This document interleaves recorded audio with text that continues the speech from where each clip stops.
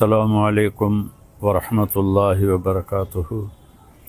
بسم اللہ الرحمن الرحیم، والصلاة والسلام علی رسولہ الکریم وعلی آلہ واصحابہ اجمعین، اما بعد فاعوذ باللہ من الشیطان الرجیم، بسم اللہ الرحمن الرحیم، ان ینصرکم اللہ فلا غالب لکم، وقال النبی صلی اللہ تعالی علیہ وسلم، یا ایھا الناس لا تتمنوا لقاء العدو فاذا لقیتم فاثبتوا۔ میرے محترم پاکستانی بہن بھائیوں اور پوری دنیا کے اہل اسلام جو مدتوں سے آگ و خون میں جل رہے تھے، اللہ نے ایک معجزہ دکھایا اور اپنے سے 10 گنا بڑے دشمن کو اللہ تعالیٰ نے خاک میں ملا دیا اور ان کے غرور کو زمین میں دفن کر دیا، اور اللہ تعالیٰ نے اپنے بندے کی مدد فرمائی۔ اسلام ہمیں کبھی بھی پہل کا نہیں کہتا، ہم ملک کے لیے نہیں لڑتے، ہم اسلام کو پھیلانے کے لیے نکلتے ہیں، یا ہمارے اوپر کوئی حملہ کرے ہم اس کا دفاع کرتے ہیں۔ اسلام امن کا مذہب ہے، بھائی چارے کا مذہب ہے۔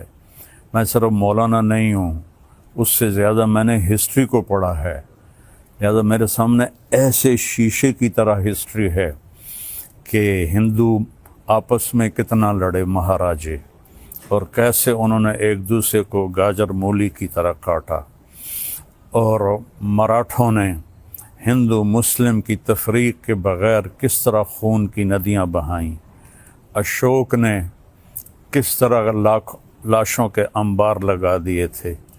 اور میں اپنے نبی پہ قربان جاؤں، جب انہوں نے مکہ فتح کیا 18 برس کی دشمنی تھی کہ ہم نے محمد بن عبداللہ کو قتل کرنا ہے۔ یہ وہ لوگ نہیں تھے جو صرف سیاسی اختلاف تھا یا چھوٹی موٹی کوئی دشمنی تھی، اس درجے کی دشمنی تھی کہ اس کو قتل کرنا ہے۔ جب میرے نبی فاتحانہ مکہ میں داخل ہوئے تو آپ ایسے نہیں بیٹھے تھے اونٹنی پر، آپ اس طرح سر جھکا کے بیٹھے تھے۔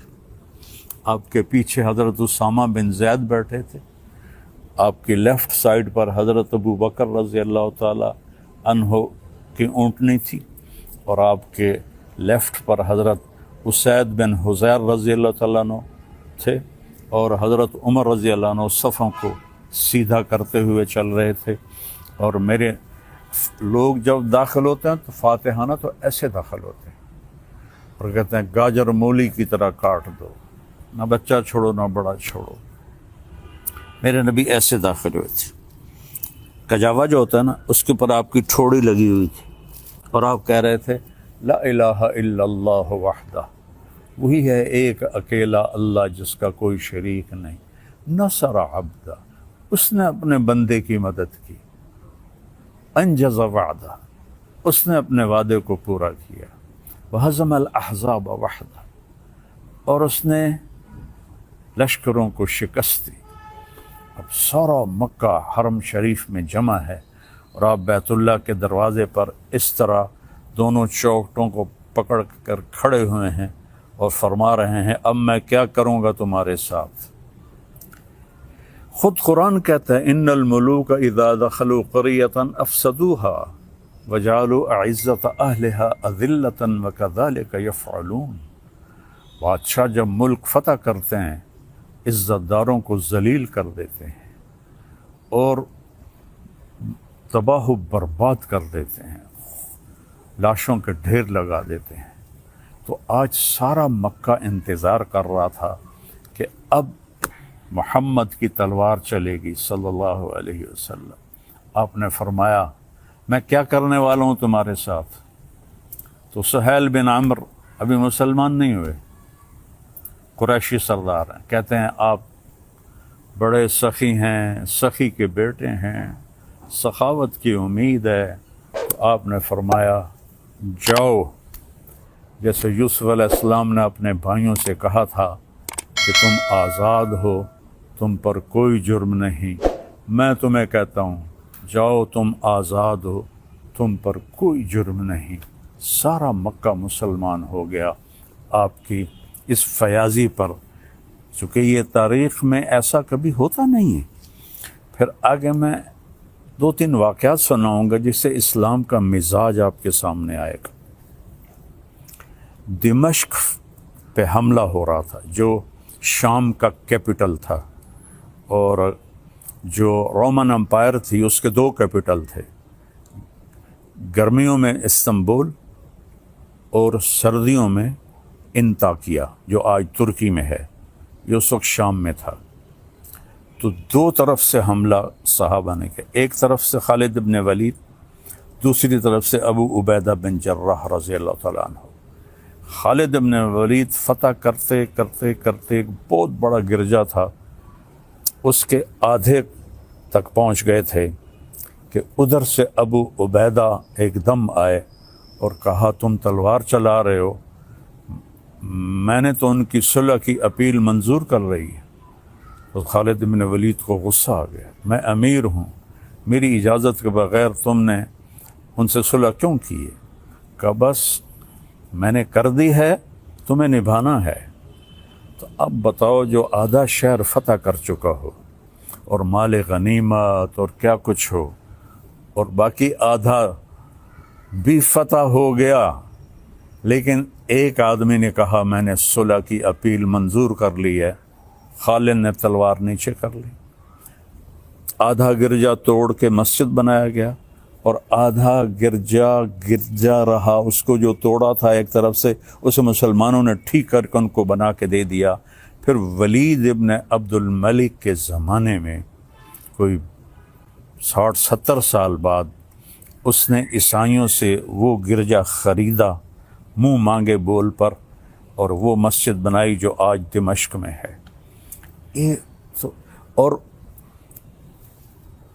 جو قیدی پکڑے گئے اس میں پتہ چلا کہ رومن امپائر کے بادشاہ کی بیٹی بھی قید ہے، چونکہ اس کا جو خامن تھا وہ دمشق کا گورنر تھا، اس کا نام تھا توما۔ تو حضرت خالد کو پتہ چلا کہ وہ قیدیوں میں ہے، تو انہوں نے فوراً اس کو وہاں سے نکلوایا، الگ خیمہ اس کی باندیاں نوکرانیاں اور اوپر صحابہ کا پہرا لگا دیا۔ اور جب دمشق کا سارا سسٹم ٹھیک کر لیا تو 400 مسلمان سپاہیوں کو رومن امپائر کے بادشاہ کی بیٹی کے ساتھ بھیجا کہ جاؤ اور اسے انطاکیہ کیسر کے پاس پہنچا کے آؤ۔ اس وقت کا رومن بادشاہ کیسر تھا، ہرقل جس کو آپ ہرکلیس کہتے ہیں، ہرقل نام تھا۔ تو 400 سپاہی انطاکیہ کے بارڈر پر ہرقل کی بچی کو چھوڑ کے آئے اور واپس چلے گئے، اور کہا کہ کہہ دینا کہ ہم عزت داروں سے یہی سلوک کرتے ہیں۔ تو جب ہرقل نے دیکھا حیران پریشان، تو اس نے پوچھا، بیٹی نے سارا بتایا، تو وہ رونے لگا کہ جس قوم کے یہ اخلاق ہوں تو یاد رکھنا ایک دن انطاکیہ بھی ان کے قدموں میں ہوگا۔ یہ اس کے الفاظ تھے۔ مسلمانوں کی ایک خوبصورت، مسلمان بادشاہوں نے وہی کیا جو باقی بادشاہوں نے کیا۔ لیکن میں تھوڑا سا آگے چلتا ہوں، میں آپ کو صلاح الدین ایوبی کی بتاتا ہوں، جو 492 ہجری یعنی میرے نبی سے 492 سال بعد کی تاریخ آپ کو بتانے لگا ہوں کہ صلیبی عیسائی پادری نے پورے یورپ کو آگ لگا دی کہ یروشلم آزاد کراؤ، فلسطین آزاد کراؤ۔ ایک بہت بڑا لشکر نکلا۔ اس وقت بغداد پہ جو خلافت تھی وہ بڑی کمزور تھی، مستظہر باللہ ایک خلیفہ تھا جو اس وقت وہاں حکمران تھا، لیکن غلبہ وہاں سلجوکیوں کا تھا۔ تو اس نے آسانی سے بیت المقدس یروشلم کو فتح کیا، اس کا نام تھا گارڈ ہمفرے، اور اس خبیث نے کہا جب تک مسلمانوں کا خون میرے گھوڑے کے سینے تک نہیں آ جاتا قتل عام جاری رکھا جائے۔ تو اس وقت یہودی بھی آباد تھے اور مسلمان بھی آباد تھے اور عیسائی بھی آباد تھے۔ عیسائیوں کو چھوڑ دیا اور یہودیوں اور مسلمانوں کو اتنا قتل کیا کہ گلیوں میں ان کا خون بہنے لگا۔ آخر پادریوں نے وہ خون بالٹی میں بھر کے اس کے گھوڑے کے سینے پر مارا کہ چل تیری قسم پوری ہو گئی کہ مسلمانوں کا خون تیرے گھوڑے کے سینے سے لگ گیا۔ تب اس نے تلوار نیچے کی۔ 1099 اور 1187 میں یعنی 88 سال کے بعد جب صلاح الدین ایوبی رحمۃ اللہ علیہ نے فلسطین کو فتح کیا تو سارے مسلمان غصے سے بھرے ہوئے تھے، فوجی، کہ ہم بھی ان کو ایسے ہی قتل کریں گے جیسے انہوں نے ہمارے مسلمانوں کو قتل کیا تھا۔ اس سے پہلے ایک جنگ ہوتی ہے، جنگ حطین، جس میں سارے عیسائی بادشاہ یورپین اور مقامی 60,000 کا لشکر، اور صلاح الدین ایوبی کے پاس 20,000 کا لشکر تھا۔ تو اس نے صلاح الدین نے ان کو گاجر مولی کی طرح کاٹ دیا۔ بادشاہ سارے گرفتار ہو گئے۔ اس نے سب بادشاہوں کو عزت دی، صرف ایک کو قتل کیا، ریجنالڈ، جس نے 2 دفعہ حاجیوں پہ حملہ کیا تھا۔ یہ کرک اردن کے شہر کا حکمران تھا اور حج کا راستہ کرک سے جاتا تھا، تو اس نے 2 دفعہ حاجیوں کو قتل کیا اور کہا بلاؤ اپنے محمد کو۔ تو صلاح الدین نے اسے پیشکش کی ایمان، مسلمان ہو جاؤ۔ انہوں نے کہا میں نہیں ہوتا۔ انہوں نے کہا ہم یہ بادشاہوں کے ساتھ، اس نے کہا میں نے 2 دفعہ قسم کھائی تھی تیرے قتل کرنے کی جب تو نے حاجیوں پہ حملہ کیا تھا، تو آج محمد نہیں آ رہا، آج محمد کا ادنا غلام آ رہا ہے۔ اس نے ایسے وار کیا اور اس کی گردن پیچھے لٹک گئی۔ باقی سارے بادشاہ کانپنے لگے۔ اس نے کہا ڈرو نہیں، ہمارا مذہب ہمیں یہ نہیں سکھاتا، ہم بادشاہوں کو، عزت داروں کو ہم عزت دیتے ہیں، لیکن یہ بہت حد سے آگے بڑھ گیا تھا، اس لیے میں نے اس کو قتل کیا ہے۔ پھر آ کر انہوں نے یروشلم کو گھیر لیا، اور وہاں تو فوجی کوئی نہیں تھی، چند سپاہی تھے۔ تو آ گئے جی ہم نے صلح کرنی۔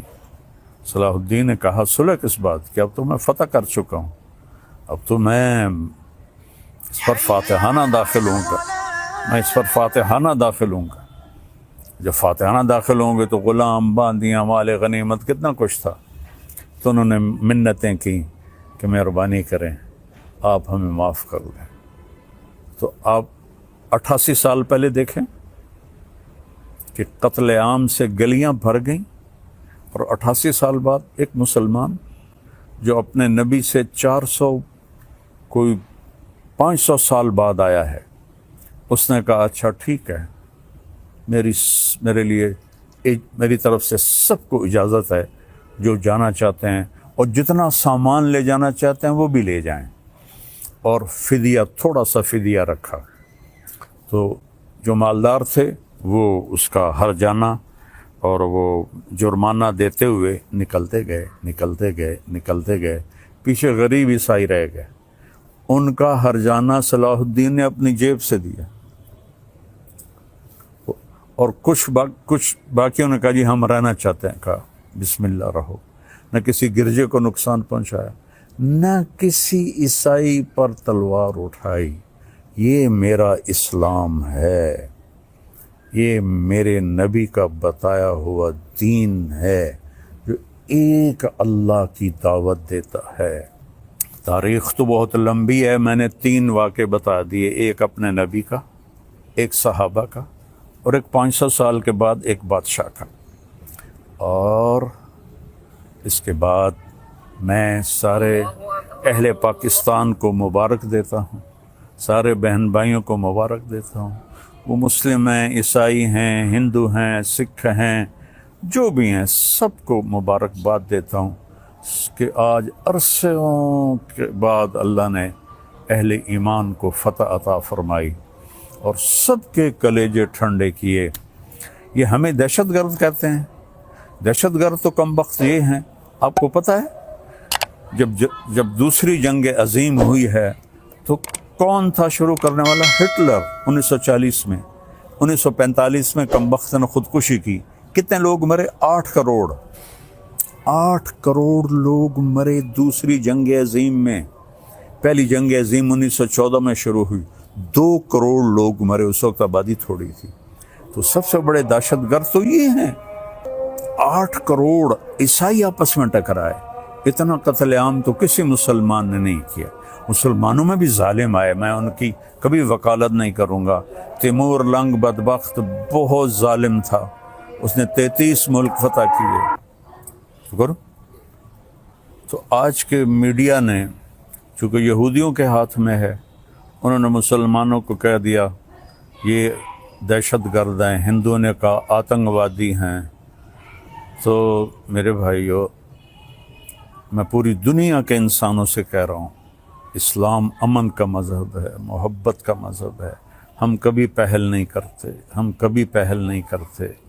ہٹلر مسلمان نہیں تھا، عیسائی تھا، اور اس نے 8 کروڑ، اور مسولینی اٹلی والا 8 کروڑ انسانوں کے قتل کا وہ ذریعہ بنے. اور لینن اور سٹالن، انہوں نے سوشلزم کو زبردستی نافذ کرنے کے لیے 2 کروڑ انسانوں کا قتل کیا. ابھی تاریخ موجود ہے، پڑھ لیں آپ لوگ. 1924 کے 27 میں لینن کا انتقال ہوا تھا. 1953 میں سٹالن کا انتقال ہوا تھا. خون کی ندیاں بہا دی. الزام ہمارے اوپر. اور آج اللہ تعالیٰ کا فضل ہے، اللہ نے ہمیں عزت دی. میں اپنی حکومت کو بھی مبارک دیتا، اپنی افواج کو بھی مبارک دیتا ہوں، اور ان شاہینوں کو مبارک دیتا ہوں جنہوں نے فضا میں اڑ کر، جان ہتھیلی پہ رکھ کر، ڈیتھ سرٹیفکیٹ پر دستخط کر کے. میں نے وہ ویڈیو دیکھی کہ ہمارے جوان ڈیتھ سرٹیفکیٹ پر آسان ہے سائن کرنا. اور ہمارا ایک جہاز تھا، ان کے 10 جہاز تھے. ان کا ہر نشانہ خطا گیا، ہمارے سارے نشانے صحیح لگے. یہ ہے نصر من اللہ و فتح قریب. تو میری افواج پاکستان، ان کے سربراہان، ان کے سپاہی سے لے کر اور رینجر سے لے کر تمام کو، یہ میرے ہاتھ اٹھے ہوئے ہیں. اللہ آپ کو سلامت رکھے، اور اللہ اس ملک کو سلامت رکھے، اور اس میں امن قائم ہو، اس میں مذہبی اختلاف ختم ہو. یہ علماء سے کہہ رہا ہوں، سیاسی اختلاف ختم ہو. یہ سیاسی جماعتوں سے اختلاف تو رہے گا، دشمنی نہ ہو، دشمنی نہ ہو، ایک ہو کے رہیں. اور ہندوستان والوں سے کہتا ہوں، اچھے ہمسائے بن کر رہو. ہمارے تو ہمسائے کے اتنے حقوق بتائے ہیں ہمارے نبی نے کہ جس کی کوئی حد کوئی نہیں. آپ اچھے ہمسائے بن کے رہو تو ہمیں آپ سے کیا غرض ہے؟ آپ کا بھی نفع ہے، ہمارا بھی نفع ہے کہ ہم اس نفرت سے اور اس جنگ سے باز رہیں. اللہ کی قسم، مسلمان کسی سے نفرت نہیں کرتا. سب سے اس کے دل، سب کے لیے اس کے دل میں ہمدردی ہوتی ہے. یہ نفرت سے توبہ کریں. کوئی مذہب، آپ اپنی کتابیں پڑھیں، کہیں آپ کو کوئی نفرت کا بول نظر آئے. آپ اپنی وید پڑھیں، کہیں آپ کو نفرت کا بول نظر آئے. بائبل پڑھیں، کہیں آپ کو نفرت کا بول نظر آئے. تو میری سب سے گزارش ہے کہ امن سے رہیں، صلح سے رہیں. حکمرانوں سے اپیل ہے کہ یہ جو ایک سیاسی انتشار ہے، اس کو اللہ کے واسطے ختم فرما دیں تاکہ ہم ایسے ہو کے رہیں. جو میں پہلے تو اس کو سلام کرتا ہوں جس نے اس آپریشن کا نام رکھا ہے بنیان مرصوص.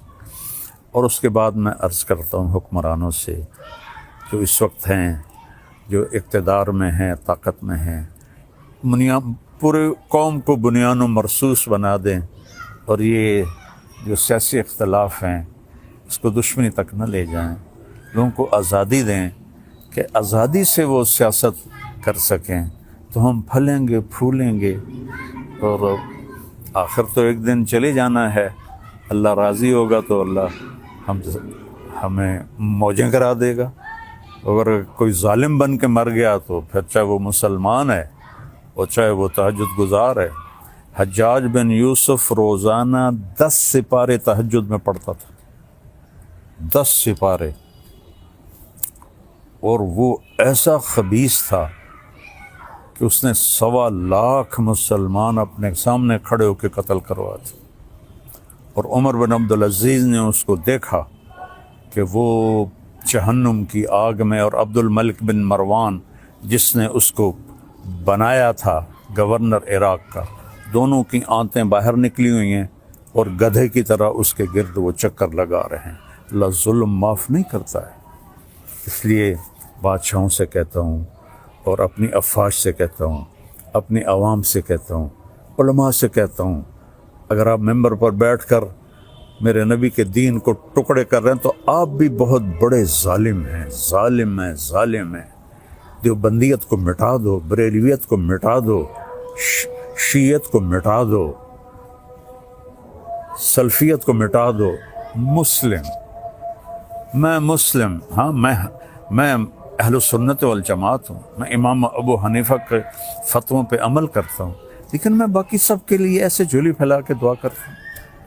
تو یہ میرا آخری پیغام ہے کہ ہم اور نہیں تو سارے ایک دفعہ قومی ترانہ پڑھ لیں اور اسے یاد کر لیں اور اس کا مطلب دیکھ لیں۔